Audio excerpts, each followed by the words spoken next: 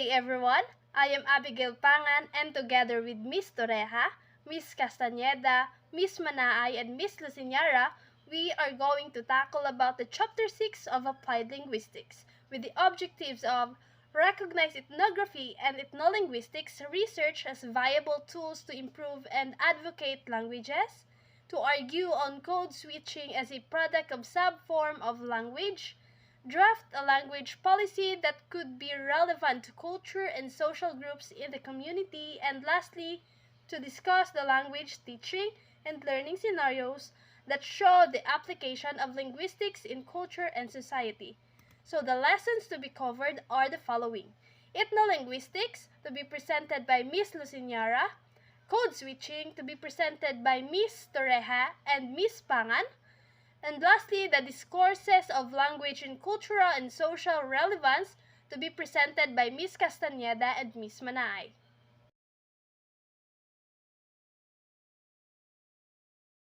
Good day everyone, my name is Harriet and Miss R. Luciñara, and today we will discuss about the ethnolinguistics.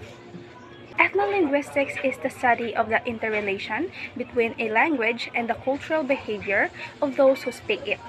The founder of ethnolinguistics, Sapir, was a leader in American structural linguistics and one of the creators of what is now called the Sapir-Whorf hypothesis. In other words, ang ethnolinguistics is a field sang isa ka linguistic anthropology nga gastady sang isa ka language in a specific ethnic group. There are 8 major ethnolinguistic groups in the Philippines. The largest Filipino ethnic groups includes, first is Tagalog. Tagalog is the largest ethnic group in the Philippines. The Tagalog are concentrated about the metropolitan Manila and represent the major population component of the Luzon provinces of Rizal, Laguna, Cavite, Batangas, Bulacan, and Nueva Ecija, to name just a few. Tagalog is now the official national language and is now understood and spoken in most major parts of the country. Ang Tagalog refers sa tawo in a major ethnic group sa Philippines, in which ang capital sa Philippines is Manila. Isa man siya ka mother tongue of some 20 million ka mga Filipinos, and it was chosen as the basis of the national language of Filipinos. Sa tanan nga eskwelahan, amo na ang may subject na permi nga Filipino. Second is the Cebuano. Cebuano are also called the Cebuan or Cebuanon, the second largest ethnolinguistic group after the Tagalog in the Philippines, numbering roughly 16.5 million in the second decade of the 21st century. Cebuano was named after the island of Cebu, Philippines. Spanish culture and indigenous Philippine traditions have strongly influenced Cebuano culture. Native Cebuano speakers constitute about 1/4 of the population and as such comprise the largest linguistic and cultural group in the country. Third is the Ilocano. Ilocano once referred to as the Yankees of the Philippines by American officials who recruited them in large numbers to work in Hawaii and also in California. They are the third largest Filipino ethnolinguistic group and the mostly reside within the Ilocos region in the northern west seaboard of the Luzon, Philippines. Ang mga Ilocanos naman ang ika-third nga pinakadako nga Filipino ethnolinguistic group and mostly reside sila within the Ilocos region in the northern western seaboard sa Luzon sa Philippines. Ang mga Ilocano people speak sila syempre Iloco language sang na-discovered ni sang Spanish sang 16th century. They occupy the narrow coastal plain of northern western Luzon, amo na ang ginatawag kasubong nga Ilocos region. Fourth is the Bicolano. They are commonly considered to be called as a Bicolandia, originally descended from incomers from China. The inhabitants of Bicol often mix Chinese, Arab, and Spanish ancestry, and most are devout Catholics. Fifth is the Kapampangan. Kapampangan is also called Pampango, an ethnolinguistic group living in the Philippines, principally in the central plain of Luzon, especially in the province of Pampanga. Kapampangans are well known of their passion for food. Kapampangan is derived from the root word Pampang, which means the riverbank. The language is historically spoken in the kingdom of Tondo, ruled by the Lacans. Natawag tama na sila Pampango Linguistic Group and gaistar man na diri sila sa Philippines pero sa Central Luzon ni sila especially sa Pampanga. Sixth is the Maranao. Maranao is the largest of the Muslim cultural linguistic groups in the Philippines. There are also splinter group of the Maguindanao who took up Islam. Ang mga Maranao people are also called as the Meranao. Amo ni siya na term ang ginagamit sa Philippine government nag-refer to the southern indigenous people who are in the people of lake. Seventh is the Maguindanao. Maguindanao is one of the many groups of lowland Filipinos. Apparently, they migrated to the islands from Southwest Asia several thousand years ago. Today, they live primarily on the island of Mindanao, which is located in the southern Philippines. Subong, gaistar sila primarily sa isla sang Mindanao which is located sa southern Philippines. Kalabanan nga mga gaistar sa amo na nga area is Maguindanaon in Maranao, and Tausug in which na sila na tatlo ang pinakadako nga ethnic Muslim group sa Philippines. The last is the Tausug. Tausug called also as the Sulik. It is an ethnic group of the Philippines and Malaysia. A small population can also be found in the northern part of North Kalimantan in Indonesia. They live primarily in the Sulu archipelago, southwest of the island of Mindanao, mainly in the Jolo Island cluster. Ang name na Tausug means people of the current. It is derived from the word Tao, which means person, and Sug, which means it is the old name of the island of Jolo. And the Tausug, sila man na ang mga Sunni Muslims. There are also a dominant ethnic group sa Sulu archipelago because sang ilang political and religious institutions. The Tausug occupy sang Jolo, Indanan, Siasi, and Patikul in Sulu. That's all for my report, which is all about the ethnolinguistics. I hope you learned something, and shortly, the next reporter will take over. Thank you, Ms. Luciñara. And for the topic that we are going to discuss is the code switching. So what is code switching? So communities where bilingualism is practiced employed some techniques in making communication meaningful, effective, and intelligible. They resort to code switching, especially if the target language is the people's foreign or second language. So code switching is a strategy of using two different languages inside a sentence or in a discourse. This is a real phenomenon among multilingual speakers according to SN 2019. It is also the process of distinguishing a speech structure from one language to another. This quick language shift depends on context and ease. In some cases, some people intentionally switch codes to get approval and experience belonging to a large community. So the term code switching has two meanings. So the first term refers to the linguistic action of switching back and forth between two or more languages. So unlike loan words, which become permanent words in a language, code switching entails utilizing words and phrases from several languages interchangeably as needed. The second definition of code switching is from a social linguistic standpoint, and it is a far broader. Within social groupings, code switching refers to the use of various dialects, accents, language combinations, and mannerisms in order to project a specific identity.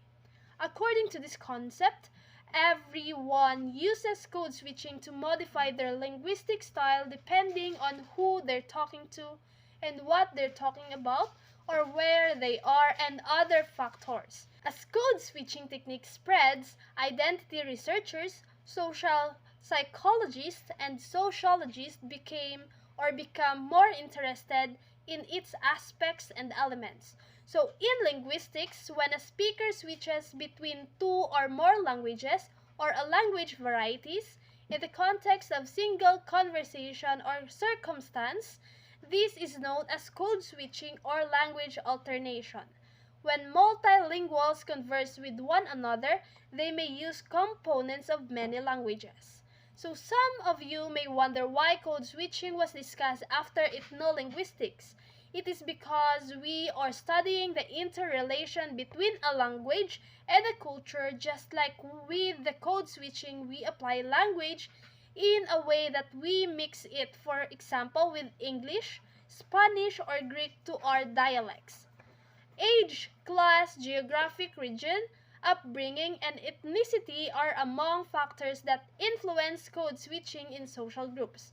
So all of these variables influence how and when people switch codes.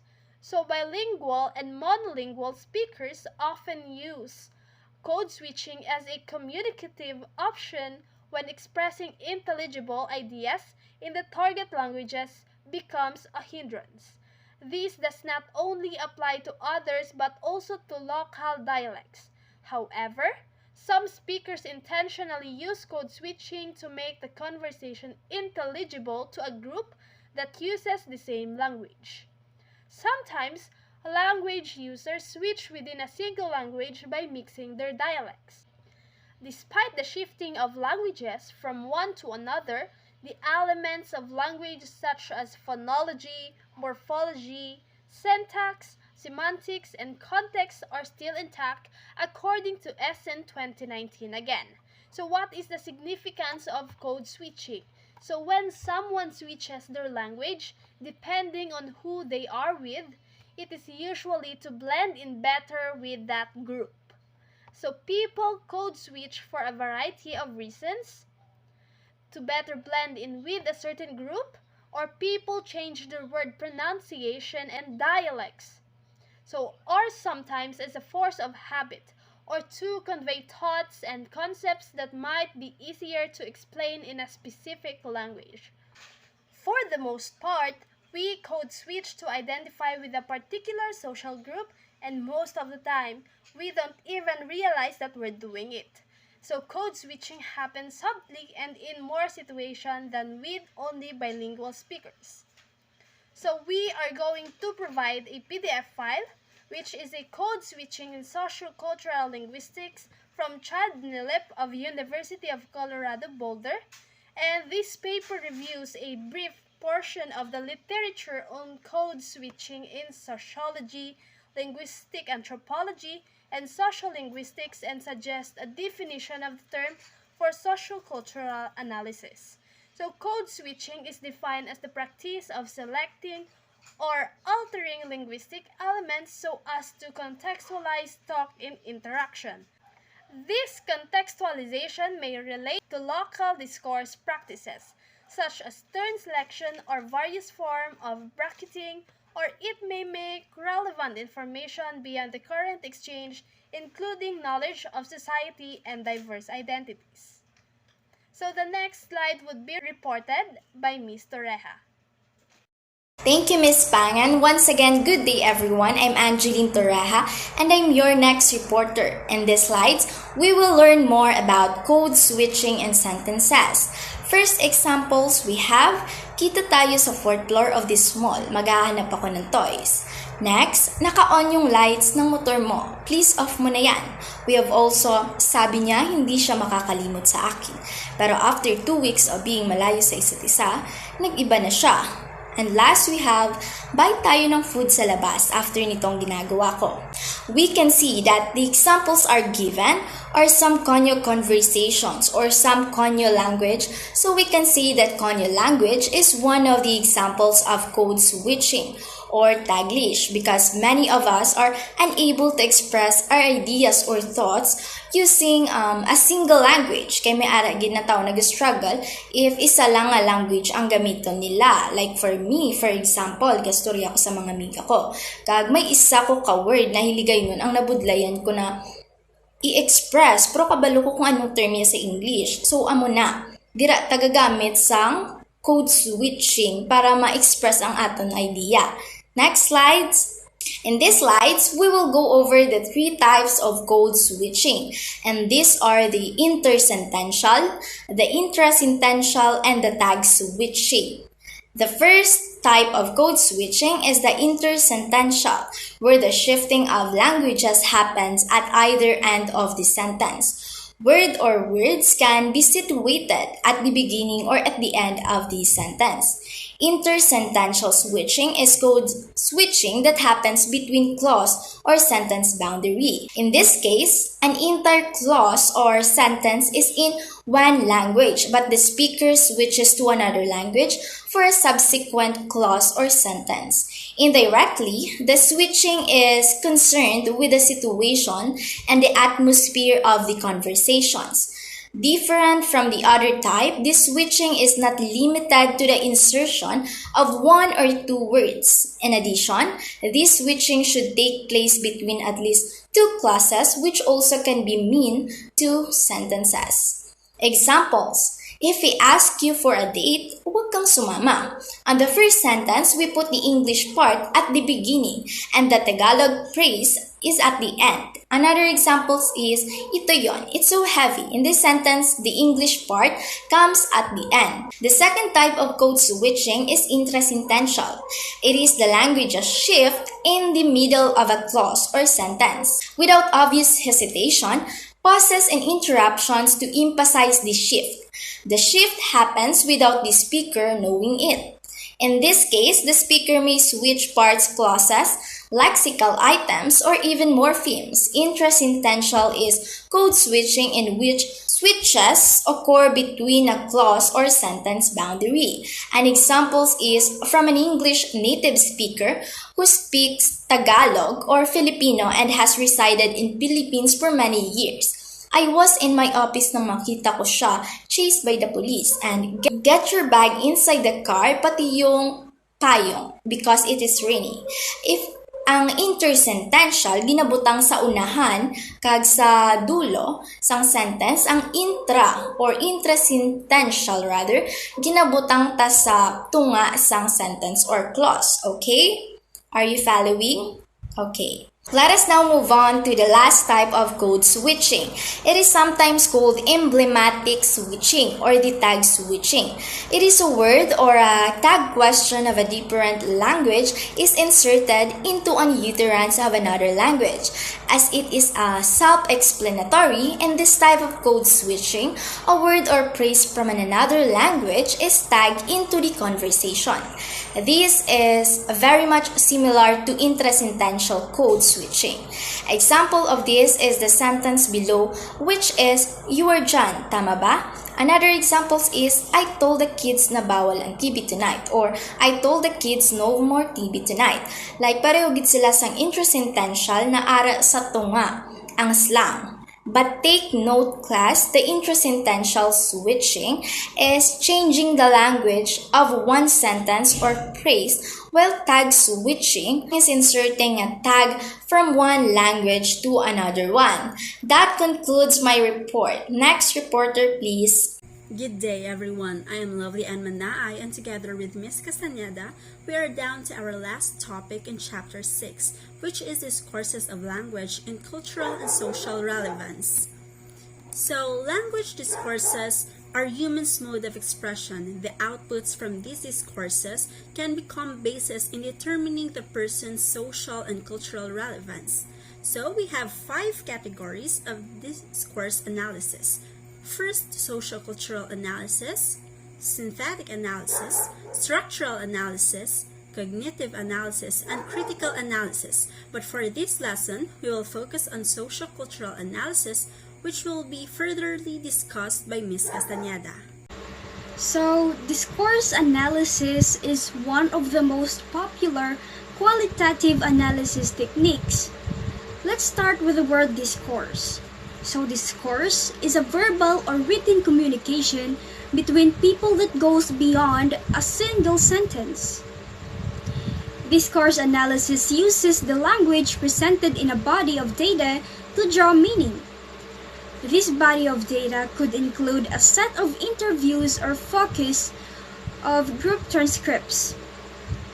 Also, according to Wodak and Krzyzewski 2008, discourse is basically used to conduct research on the use of language in context in a wide variety of social problems. Discourse analysis is a research method for studying written or spoken language in relation to the social context. So you can see in here the 4 steps on how to conduct a discourse analysis. So Lu 2019 conducted basic steps of discourse analysis. First, let's go on with the step number 1. So in step number 1, you formulate the relevant research questions and select a meaningful discourse analysis content. So to do discourse analysis, you begin with a clearly defined research question. And once you have developed your question, you select a range of material that is appropriate to answer it. Let's say, for example, that you would like to study on how a particular government change from dictatorship to democracy has affected the public relations rhetoric to businesses in the country. So, you decided to examine the mission statements and marketing material of the 10 largest companies within 5 years of the government change. Okay, now we're on to the step number 2, which is to collect information and check for existing theories that fit the context.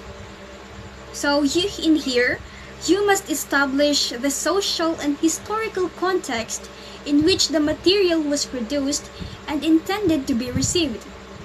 Gather factual details of when and where the content was created, who the author is, who published it, and whom it was disseminated to. As well as understanding the real-life context of the discourse, you can also conduct a literature review on the topic and construct a theoretical framework to guide your analysis.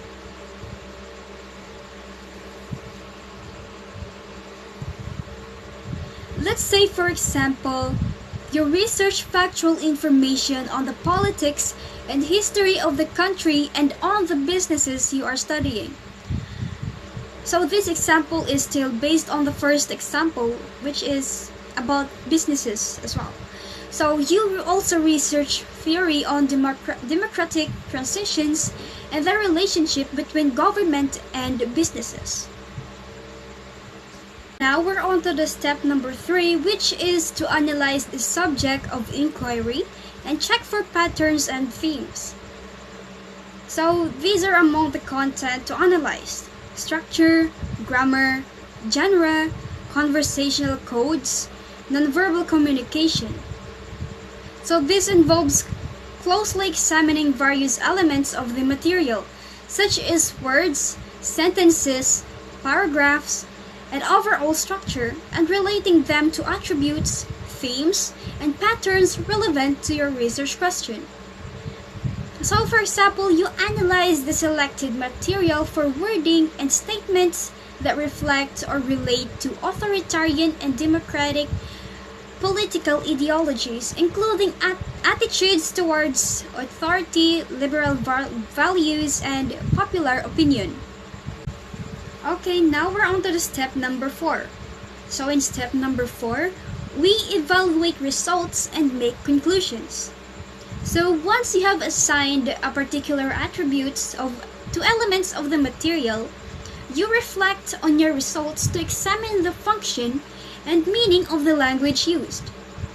So here, you will consider your analysis in relation to the broader context that you established earlier to draw conclusions that answer your research question.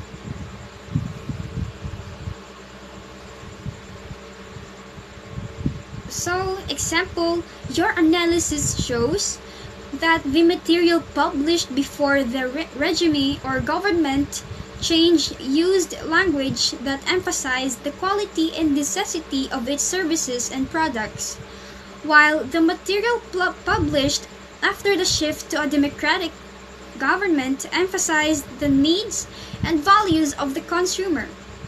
You compare the results with your research on the ideology and rhetoric of the political regimes, and infer that the shifting political context shaped the communication strategies of the national businesses. And now we're here on the socio-cultural analysis.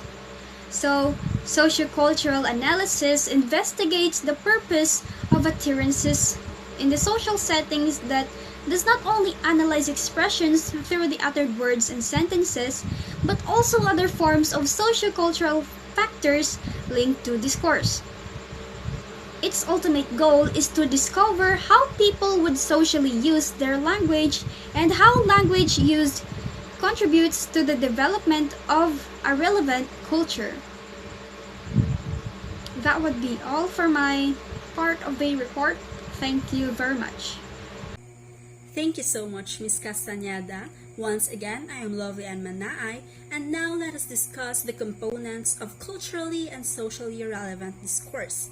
So in 2018, Shaprasev stated that for the language to become culturally and socially relevant, it must have these components and elements. First is specific and concrete language. So the language that we must use must create tangible pictures so that the readers or listeners can easily visualize it. If not, if we use abstract language, then it can lead to various interpretations. Therefore, it cannot promote one's culture clearly. For example, the plant just barely brushed the bottom of my knee. Its flower was broad as my face, and its stem as thick as my pinky. So in here, the author uses specific and concrete language by comparing the plant to the things that we can easily visualize. On the other hand, the plant was tall, its stem was thick, and the flower had a beauty that reminded me of love. Remember that we have various interpretations, so it does not promote specific language. Second is familiar language. Words only become relevant if they are familiar to others, especially if they are used regularly. Sometimes relevance depends on the usability or the familiarity of the language. So whenever speakers or writers uses unfamiliar language, the message does not have that kind of impact to listeners. Much worse is they are interpreted differently. So for example, the presently assigned paper necessitates an eloquently articulated analysis of the existentialist perspective as it pertains to contemporary living. You should adumbrate the points which represent the sine qua non of your analysis. So the instruction here uses unfamiliar language. This may result to confusion, especially to students. So as teachers, it is important to learn this so that we can create instructions for our students that they can be easily understood. Last component and element is constructive language. So using constructive language promotes cultural and social relevance. Let us also remember that language is used to create connections, to transfer one idea to another person. So using constructive language can spark unexpected relationships, friendships in particular. But if this is not observed, readers and listeners will tend to assume that the speaker wants to express indifference and superiority over them. An example we have here is what an instructor said to a student. I have never had a student who was so confused with this material. Perhaps you should take an easier course from an easier professor. It makes no difference to me. So what the instructor said or used is destructive language. So he or she criticized the student with a poor choice of words. And this is a no-go for us future teachers because we must motivate students, not lower their self-esteem. As future teachers and linguists, it is important to know the topics in Chapter 6 because it will help us improve and advocate language. It can help in our method of teaching, especially the code switching. It can also promote cultural and social relevance not only to our students but also for the community. And that is all for our report. Thank you so much for listening.